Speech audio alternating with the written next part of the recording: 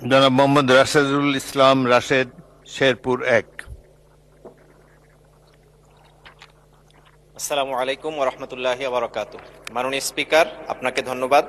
আপনার মাধ্যমে আমার নির্বাচনী এলাকা শেরপুর একের সম্মানিত ভোটারবৃন্দ, যাদের ভোটে আমি আজকে মহান সংসদে দাঁড়াতে পেরেছি, তাদেরকে এবং সম্মানিত শেরপুরবাসীকে মোবারকবাদ জানাচ্ছি। আমার উত্থাপনীয় বিষয় হলো কৃষি সমৃদ্ধ দরিদ্রতম শেরপুর জেলায় রেলপথ স্থাপন সংক্রান্ত। শেরপুর জেলায় 15,01,000 জন মানুষের বসবাস, যেখানকার অধিকাংশ মানুষ দরিদ্র এবং শ্রমিক শ্রেণীর। শ্রমিকদের বড় সংখ্যক মানুষ গার্মেন্টস কর্মী, যারা রাজধানী ও তার আশেপাশে কর্মরত।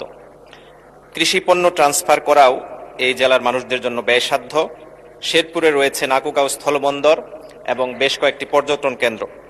এমতাবস্থায় যাতায়াতে রেলপথ নিরাপদ ও সাশ্রয়ী হওয়ায় আমার নির্বাচনী এলাকা শেরপুরে রেলপথ স্থাপনের দীর্ঘদিনের দাবি পূরণের কাজটি অত্যন্ত জরুরি ও জনগুরুত্বপূর্ণ বিধায় মাননীয় রেলপথ মন্ত্রী মহোদয়ের দৃষ্টি আকর্ষণ করছি।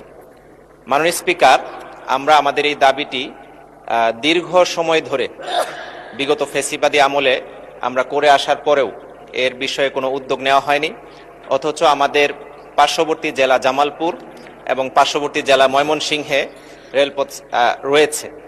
শুধুমাত্র 14 থেকে 15 কিলোমিটার রাস্তা যদি জামালপুর থেকে শেরপুর পর্যন্ত নিয়ে যাওয়া হয়, অথবা ময়মনসিংহ থেকে সরাসরি শেরপুরের দিকে আলাদা করে রেলপথ নিয়ে যাওয়া হয়, আমি মনে করছি যে এটি আমাদের অবহেলিত এলাকা হিসেবে শেরপুরের জন্য খুবই যুগান্তকারী একটি সিদ্ধান্ত হবে বলে আমি মনে করছি।